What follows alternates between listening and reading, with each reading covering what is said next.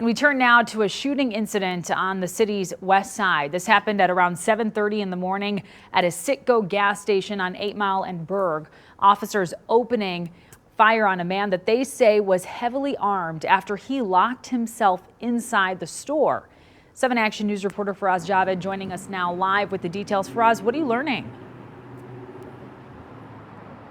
So, Amira, this is the Citgo gas station where the scene unfolded. I want you to turn your attention to these 2 glass doors. Right now, you can see nothing is wrong with them, but if you were here a couple of hours earlier, you would see nothing but bullet holes and shattered glass. As a matter of fact, some pieces are still over here, once again, all depicting how serious the situation got.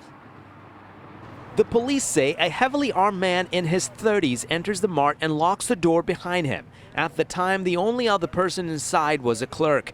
The man then starts to walk back and forth erratically. The clerk calls 911, and since this is a green light business, the police were able to see things transpire in real time through the security cameras. Within minutes, the police arrive on the scene. They see the armed suspect standing at the door. According to police, the officers told the armed suspect to drop his weapon.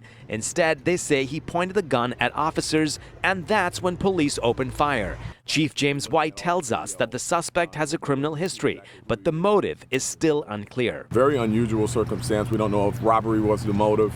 But when you're heavily armed, you walk into a business, you've got an extended clip magazine, you lock the front door. Very unusual.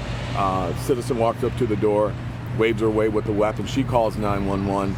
So clearly there was something nefarious in his plans. We do believe that the officers' actions perhaps stopped a robbery, maybe even worse.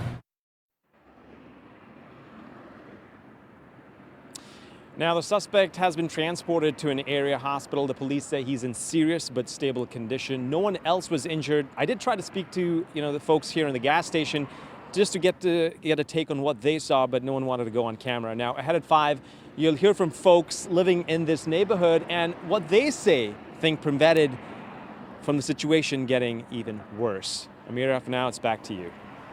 Just more questions than answers at this point. Faraz, thank you for that live report there.